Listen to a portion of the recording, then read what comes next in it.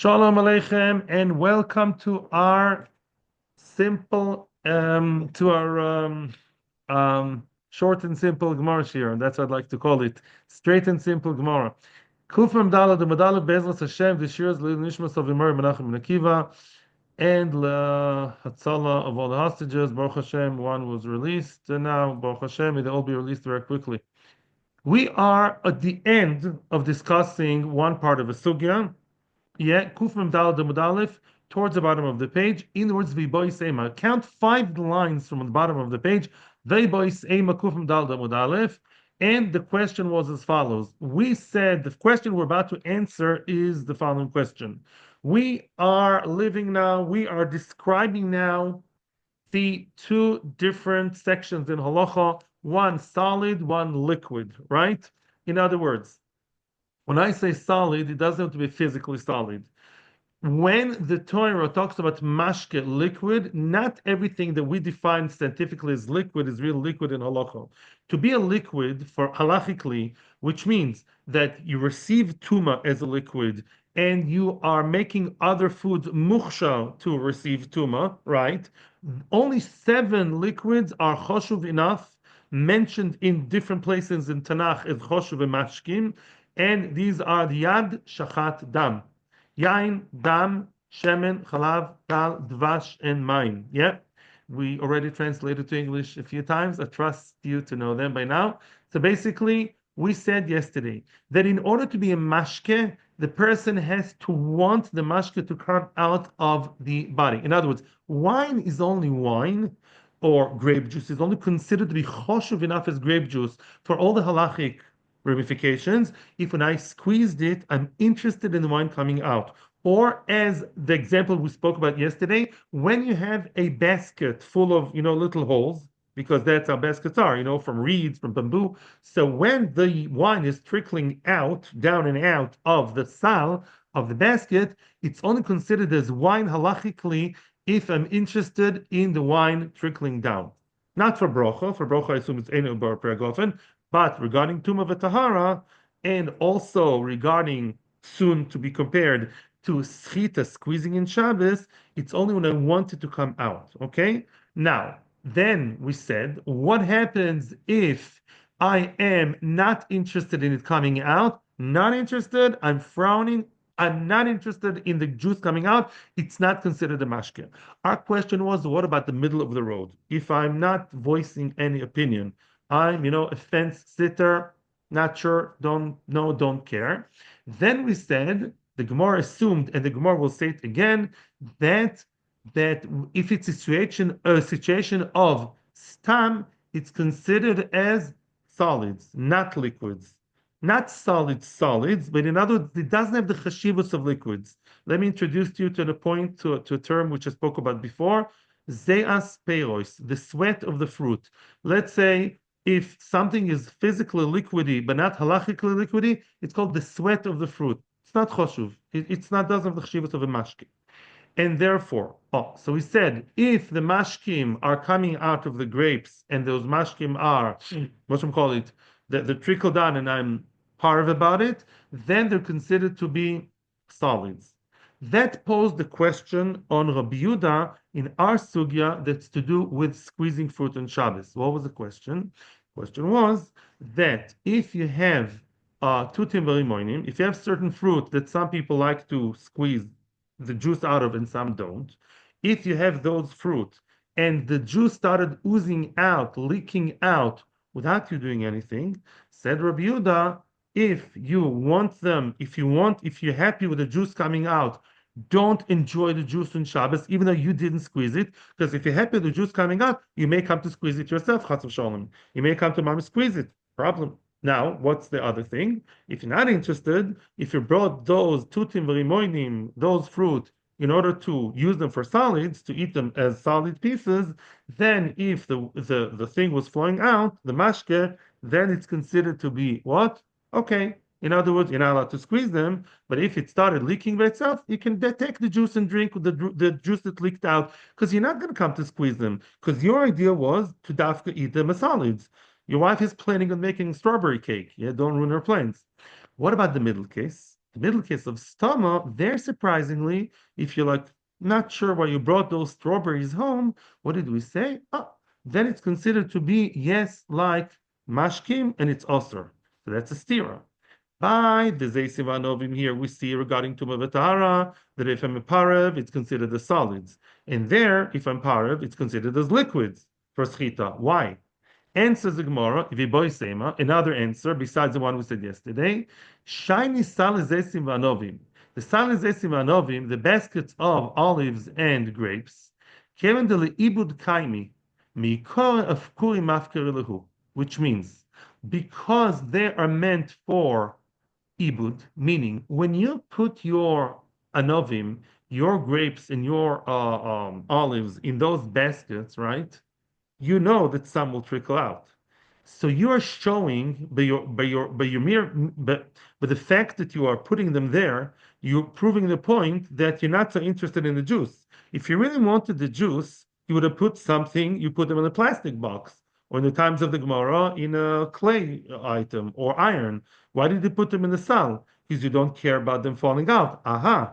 That's why over there, unless you show that you are unhappy with them trickling down, we assume you are, because actions speak louder than words. Mashaken over here, batutim vermonim, you put them in a safe place, in a closed box, and that means you probably want them for juice. Therefore, if it's a fence sitting, stama, we still want it for the juice. That's a difference. Now we are out. That's it. We're done with Tuma V'Tahara for today. And we're going to discuss now the third level. I want to show you the chart. Everybody online should see as well. Here's the chart. We spoke about three levels of fruit. You have the chart? Kol hakavod. Zeisim v'anovim, olives and grapes are always, usually are meant for juice, for liquid. Most of the olives and grapes in the ancient world and today, 2025, goes for the olive oil and the grape juice and wine, not for solid consumption. So even if you yourself place them in your kitchen counter for food, you're going to eat them, but once they start leaking and the good juice comes out, you'll give in to the rest of society, of humanity, and you too may come to squeeze them. So don't partake of the juice, unless you come to squeeze yourself. The middle ground was tutim v'rimoinim. These are somewhere in the middle, and that's where you have a machlokes. Tutim v'rimoinim, strawberries and pomegranates. Most people eat them solid, and some people drink the liquid, as we're going to see later on today. And what did we say? We said that in such a case, it's a machlokes between Chachamim and Rabbi Yehuda. Chachamim say it's the same as Zeisim Anovim. You can't benefit from the drink. You may come to squeeze them. Rabbi Yehuda said no. If you konas le'oichel, then it's allowed, because it's not so commonly used for drinks. If many people use them for food, and you use it for food, then it will stay food. The pomegranate juice was yummy. Okay, but I'm not going to come to squeeze the rest. That's Rabbi Yehuda. Third, which we haven't yet seen, and now we're going to touch on the lower tier. Sh'ar peros. Other pears are fruit that are pashut, not squeezed ever.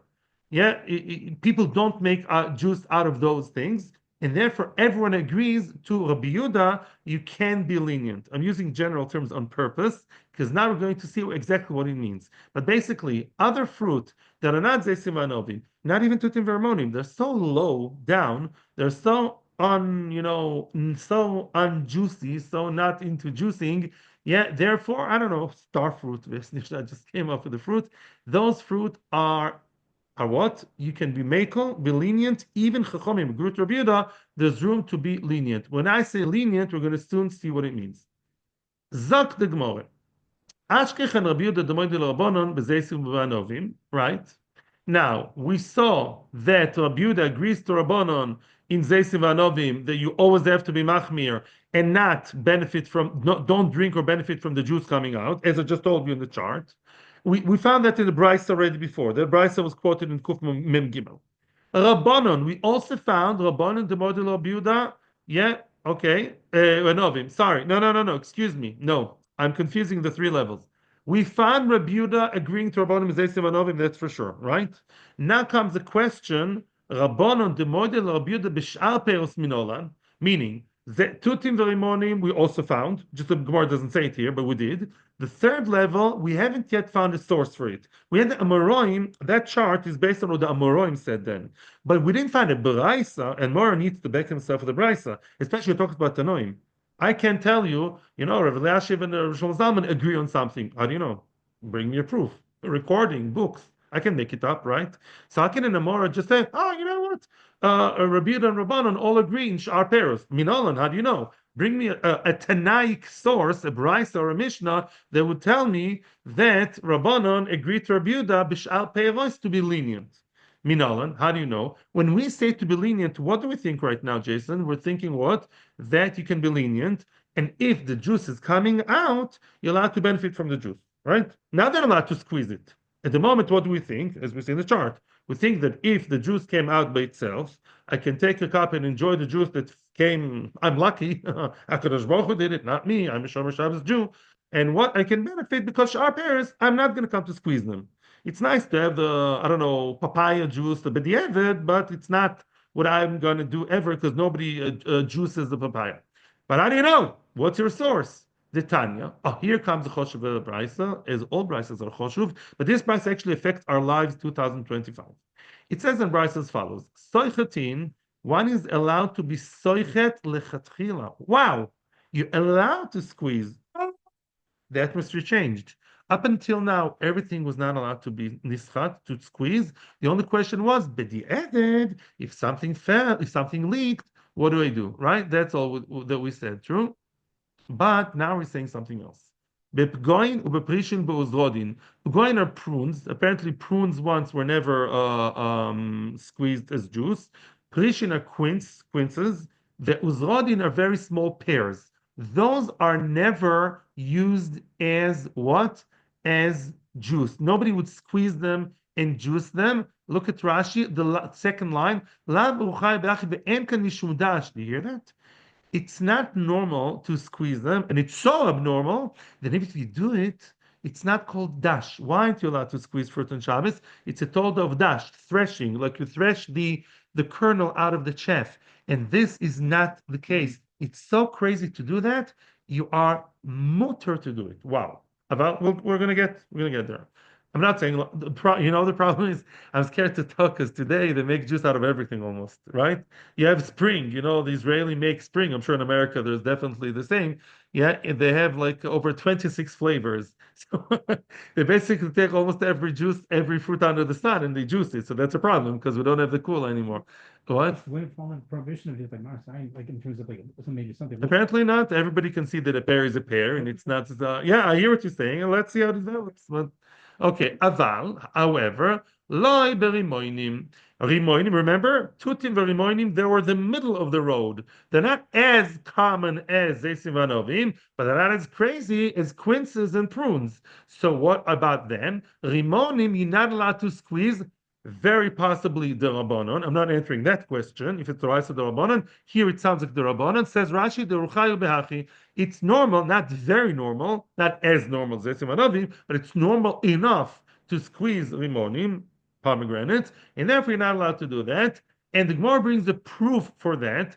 Who on earth heard of mitz limonim? Says the Brisa, yes. Menashe Bar Menachem, in the household of the man called Menashe Bar Menachem, or Yusachtin Berimonim, they would squeeze the Rimonim. For them, that was normal. And because some people do that, such as Menashe Bar Menachem, although we're going to see it's a very small minority, but some people do squeeze Rimonim, the pomegranates, and therefore you're therefore you're not allowed to squeeze the Rimonim because it is normal enough to call it normal disha schita to forbid it.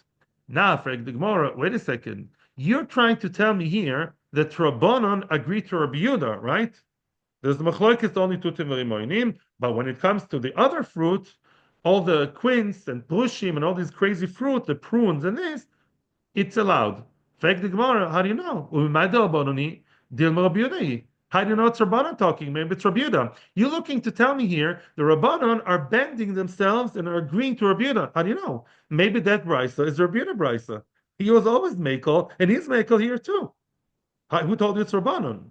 Answers the Gemara, tell you how I know. The Tevin, Ami Rabbi Yehuda, even if you tell me it's Rabbi Yehuda, you're not going to gain much. Why? Ema the Shamas Rabbi Yehuda Yotzu Me'atzmon, as I told you before. Up until now, all we heard Rabbi Yehuda arguing with Chachamim is about what? If the juice was Me'atzmoi, by itself came out, I'm lucky enough, it was ripe enough, the gravity was strong enough, it was hot enough, whatever, the conditions were such, wow, it came out by itself. Then Rabbi Yehuda allowed you to drink, right? He never allowed you to actually squeeze, right? But Soichtin L'chatchila Mishomaslei, Rabbi Yehuda never said you're allowed to squeeze on Shabbos anything. Ela, Ma'is L'chlemema. Here you see a brisa that does tell you that you're allowed to squeeze those fruit that nobody normally squeezes. Aha! Because it is very abnormal, nobody is soichet, nobody sechts, instead of shecht, nobody secht. Nobody squeezes those fruit, right? Afilu lechatchila. We see here nothing to do with the Rabbanon. We see here a whole new section in halacha, which has nothing to do with the story before of b'di'evet if it leaked. Here I see that there's a group of fruit that I'm allowed to squeeze lechatchila. If so, it's already disconnected from Rabbi Yehuda and Chachamim. Afilatem Rabbanon, even if now we can allege and connect this brisa to Rabbanon as much to Rabbi Yehuda, because it was never the issue of Machlokes. Kevin the labne schitaninu, afil lechatchila shma mina Rabbanon hi. Again, let's summarize the proof. If this brisa would have told me that b'di'eved I am or am not allowed to squeeze those. No, I'm not allowed to benefit and drink from the juice. Then I hear that was a topic, the hot topic of Rabbi and Rabbanon. This Bryce is any out of the equation. This Bryce is not talking the same language as Rabbi and Rabbanon. Rabbi and Rabbanon were up in arms about if I'm allowed to benefit the evid from the juices that are leaking by themselves. This Bryce is going way more to the left, allowing me to mamish squeeze. So we see that these fruits are so crazily out of the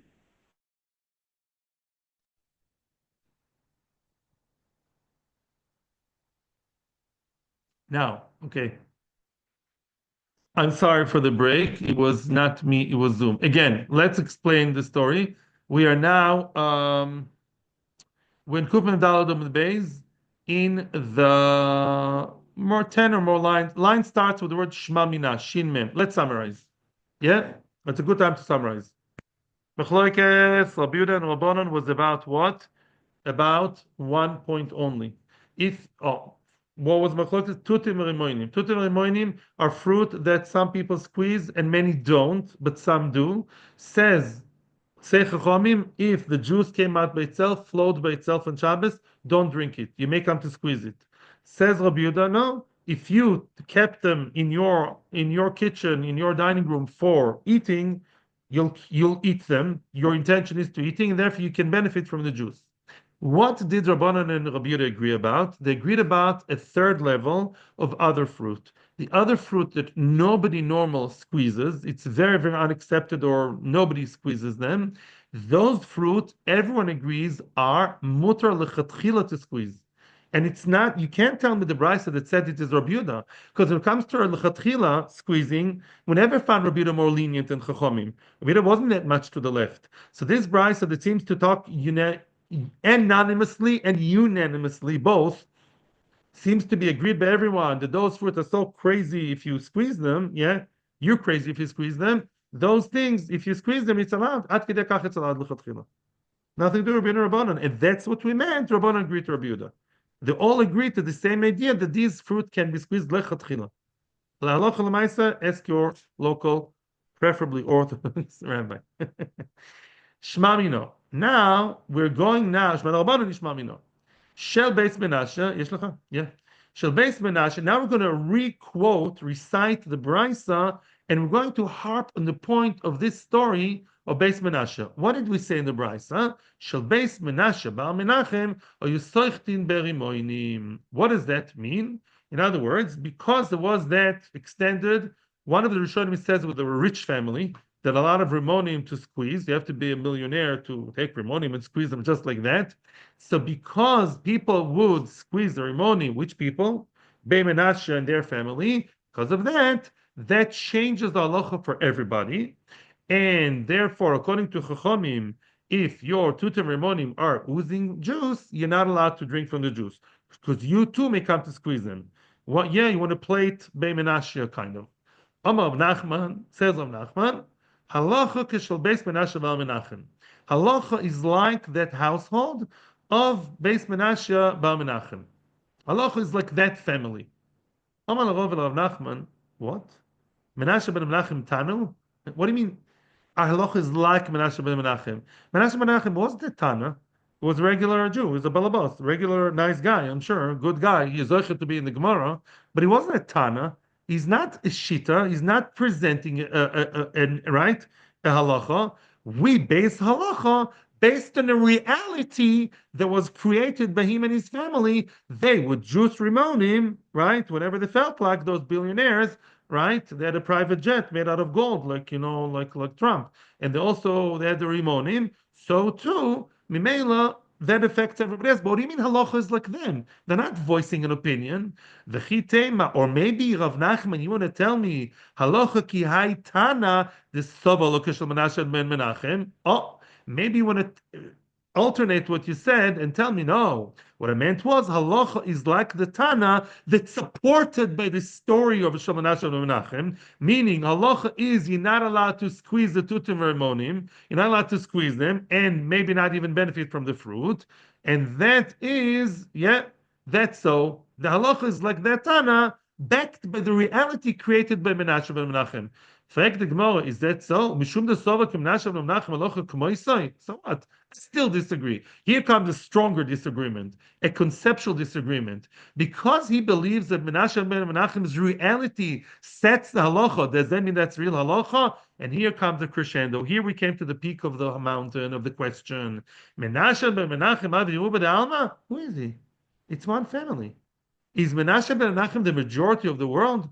Is this like the liberals, they're a minority and they think they control the world? What's going on here? You have one family, maybe rich and powerful, but it's one family, and they use tutim rimonim. And because of that, you want to tell me that every Tom, Dick, and Harry, every Shmerel, Baron, and Sprinzel, we're all not allowed to squeeze rimonim, probably the Rabbanon. Why? Because this is like Menashe Menachem.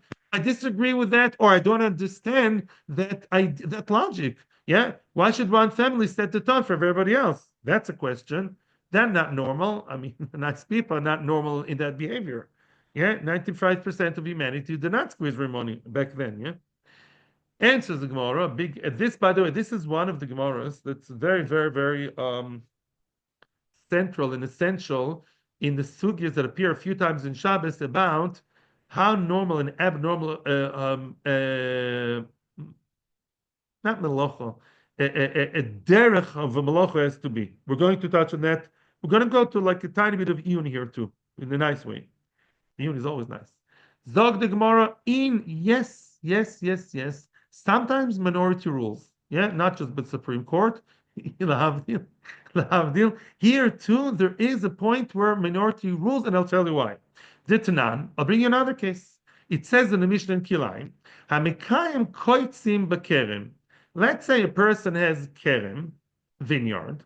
You're not allowed to plant other stuff right next to, within 3 tfachim or even more, daladamis, depends on conditions. You're not allowed to, kilayim kerem, with it last week's parsha. You can't start planting or even mekayim, even allowed to grow and be happy with the growth of other species that are too close for comfort with the kerem. Everyone knows that's kila kerem, kila this, one of the kila kerem. When it comes to vineyard, it's much more severe. You can't have other things like just vegetables growing next to the kerem. Okay? Let's say you have kotzim. What kotzim? Thorns. Well, it's thorns. Yeah? Let's say a person is happy with keeping the thorns in the vineyard. Crazy. Not so crazy. Rab Lezer Omer Kodesh. Which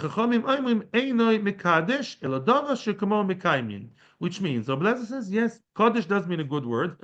Here, Kodesh means bad. Ben tukdash malaya. Here, tukdash means they become united in a bad way, like, Kadesha. Yeah, it's not a good shidduch here. When you're happy You're too freed and you're happy. Ah, so nice. I have kotzim growing right next to the vine. Says Oblezer, that's called kilayim, because if you're happy with kilayim growing makes it also, and Chachamim say no way Jose. You're crazy. You're happy with disgusting thorns? Yeah, they're thorny and they prick you. And you're happy with those kotzim? They're growing next and right next to the kerem? Nothing. It's not kilayim. Go enjoy the fruit. It's not called kilayim. You need a psychiatrist maybe, but your anovim are good to go, because nobody with his right mind keeps the kotzim together with the grapes. But remember a blazer. The Amar B'chanina, my Tamad Reblezer. Reblezer is a Tana, a Heilig Tana. Why did Reblezer say that if I have kotzim and vine together, it is considered to be yes kilaim, and my will to have them there does matter? You know why? She can be Aravia mekaymin koitzis sodas ligmalehem. Whoa, get that? In other words, in Arabia, yes, Saudi Arabia, that's our president is right, the beloved Trump. So what do they do there? They have a lot of camels, and for them it's very, very normal to feed the camels with what? Thorns. Because there it's normal animal food. There it's the most normal thing in the world.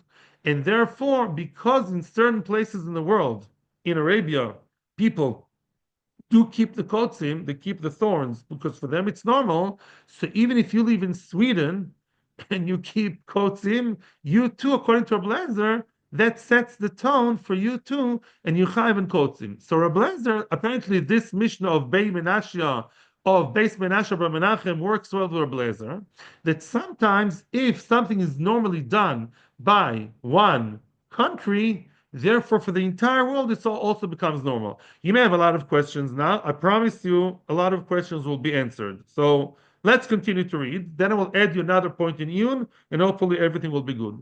Fact the Gemara, question number 1, how are you comparing one country to one family? Midi, Iria, how can you compare them? What's a comparison? The Arabia Atra, Arabia, you know, biggest Saudi Arabia? The 11th biggest country in the world, I think, yeah? In Arabia, the whole desert area, it's a place, it's a big place. And therefore what? Because there's a very large place, a whole bunch of the world population that grow the kotzim, the thorns for their animals, that can set a certain norm. And therefore, if I want in, I don't know, in Bet Shemesh to have thorns in my garden, I'm not so crazy, I'm behaving like the people in Arabia. That I can accept, but here we're talking about one family. How can you compare? Right? Here, the das of who? Of Mr. Menashe, very choshev guy, Menashe ben Menachem, respect him very much. It's one guy, one family. How many are there? 3, 4 brothers? 50 people. It's one family. So Mechitesi, one family can set the tone for everybody else. And therefore, Ella, the Gemara is going to look now for another source. Let's stop here for a minute and ask. And you may ask the question, right? Really, why does it matter, right? The people of Arabia, why should I dance to the tune of one place in the world where I don't live in this hot place and I don't have camels?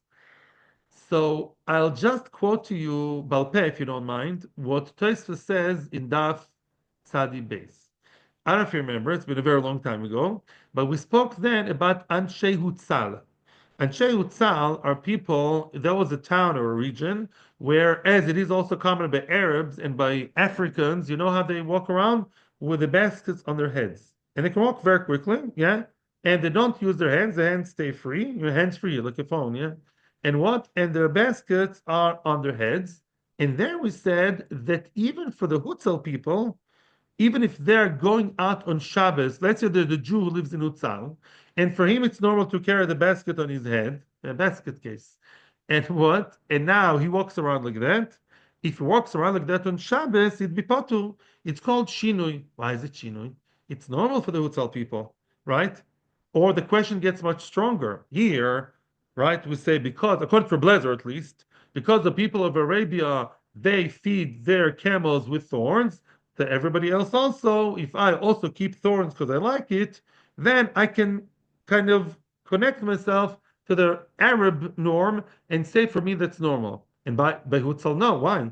Why can't we say that if I in Tel Aviv or Bnei Brak or Yerushalayim or Bet Shemesh, if I walk around with a basket on my head, I'm saying I'm potter. And even Hutzal are potter. Why?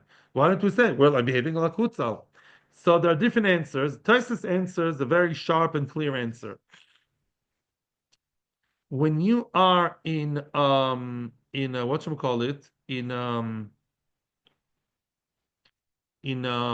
we all Baruch Hashem, we have to thank Hashem for that. We see this in the war. We have to thank Hashem. We have two hands and we have a head, right?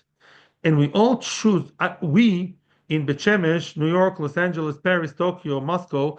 Everyone could have opted also to walk with a thing on their head, and they opted not to. Oh, we all have the same condition. We all have the same conditions of having a head and two hands, and yet we chose to use our hands when we carry a bag, not the head, right? Oh, Masha'en can we don't when it comes to growing the thorns, yeah, we don't have camels. You live in a place where there are no camels. There's no desert climate, right? Right? And that's why you don't grow the thorns. But if you in Sweden, in I don't know, in Iceland, if they had a desert there with camels, they would also grow thorns, right? Oh, that's a difference.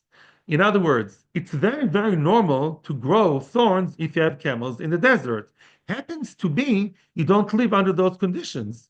But if the same Swedish guy, all he has in his backyard, I don't know, they have there, I don't know, sheep, I don't know, a guy in Australia has kangaroos, yeah. But if you move to the desert, you would also have camels, right? You would also do it. So be'etzem, that norm belongs to everyone.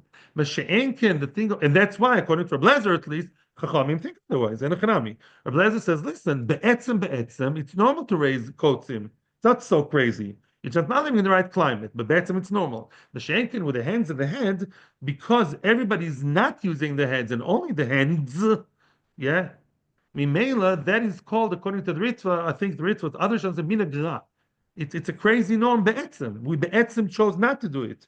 Mimela, if you live anywhere outside Hutzal, you're a potter if you walk around like that. And according to Samari Shanim, even though in Hutzal are potter, they're potter to the rest of the world. Because the rest of the world chooses not to do what they do. That's what they're outnumbered. What about Tutim Remonim? What about Beit Menashe? Beit Menashe is one family. Yeah, Beit Menashe is one family. But had there been a whole whatever, mashma for this Gemara, if you had an entire country that would squeeze Rimonim, and we would follow that. I'm just clarifying right now, the idea why Tutim Rimonim are considered squeezable, right now, we may change later, is not because of Menashe and Ben Menachem, right? Because of Menashe and Ben Menachem, Be'etzem, yeah, it would be nice. If I was a millionaire and had pomegranates all day long, I would also squeeze them. It's very nice to have the pomegranate juice. Is tasty. It's a little bit bitter, but it's quite tasty. It's very healthy. Yeah, not a crazy thing to do. You just don't have the means to do it. Oh, so why don't we learn from Ben Menashe? Too little. Ben Menashe, only one family. They can't create a norm. Bichlal. Yeah, because it's just one family, while Arabia is the whole region. That's the difference. So right now, the Gemara is orphaned, meaning we don't know right now why Beit Menashe is a good reason. That's a question, because the Brisa did say Beit Menashe. We are aware that we're in trouble now. The Gemara is going to look now for new venues, new answers. Why is it that because of the Beit Menashe business, because of some people squeezing the fruit, the Rimonim, then for everybody else around the Jewish world to squeeze Rimon is Osir, possibly the Rabbanon, but still Osir. Okay? We're still in the question now. So the Gemara is now looking for other ideas. Ela, Hainu Taime, Kederav Chizda. So therefore, yeah, meaning, as we're going to see, even though for most people it's not considered as mashke, for them it is considered mashke. And let me read Rashi now. Kerav Chizda. Rashi here is making a very, very important twist. Before we continue to the next stage, we have to see this Rashi. This Rashi can't be missed. I can say it 10 times. You have to see Rashi.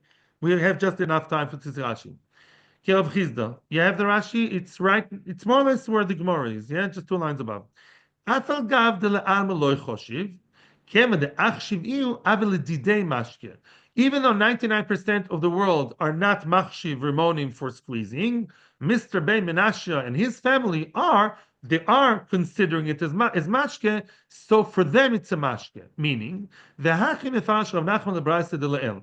This is Rav Nachman explains above Braisa of Beit Menashe. You're allowed to squeeze those fruit that are very abnormal to squeeze, the quince and the prunes and all those little fruit, yeah, but you're only allowed to squeeze them in order to improve the fruit. Sometimes squeezing is not in order to drink the juice, but rather you squeeze something to somehow make the fruit a little bit more quality, to get maybe the sour juice out of it. Oh, that's allowed. V'lo letzorech hamashke, not for the need of the mashke because I want to drink it. Aval, so that's allowed.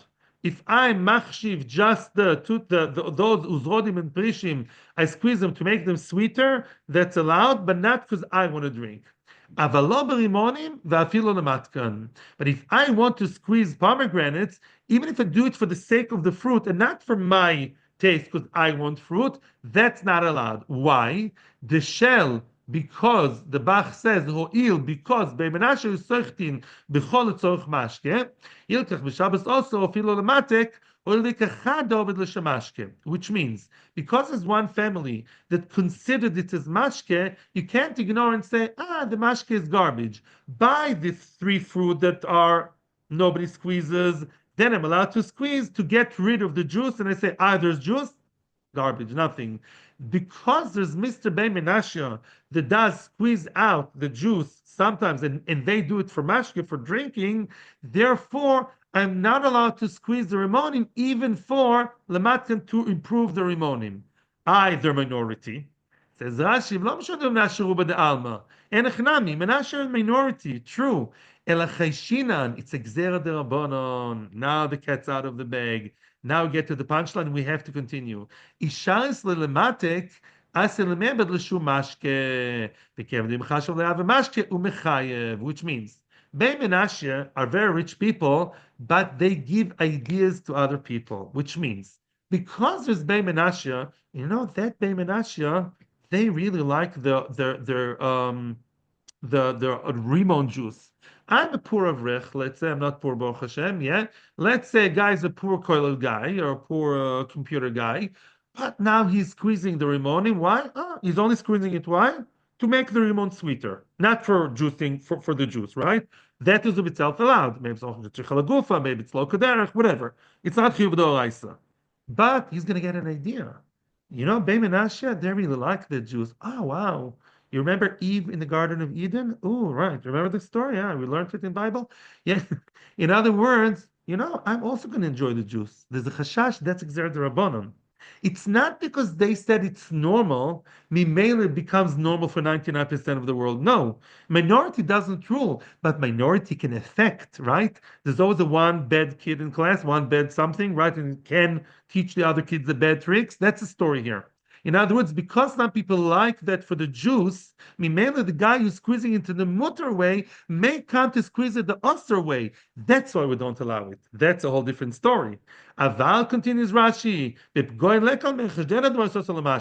but let's say the quinces on those little fruit, the crazy little fruit that nobody ever uses them for mashke, there I'm on safe ground and I can squeeze them for just getting rid of the juice, like shino and I will not enter my mind to drink it because you see nobody drinks it, nobody ever does. I may come to do the same. That's what we're holding now. Meaning it's not setting the tone as what's normal for Doraisa. It is just creating a chash derabbanon. They like it for the juice and they drink it with their nice silver cups. You may want to do the same. That's Gzer derabbanon for sure applies. That answers your question, by the way. Mashenkin was what in the addition, there is no chash derabbanon, and I guess not even Mari sign, because nobody actually squeezes it. That's allowed to squeeze it if you want to just get rid of the juice, but not to drink it, according to this opinion. I have to run to my read. Thank you so much. Good. Beseder. Tomorrow, hopefully, it's normal. Thursday, there's no shear. Rabbi Shimon Yochai doesn't mind, but I have to be in like 3 Maduras. Okay. Thank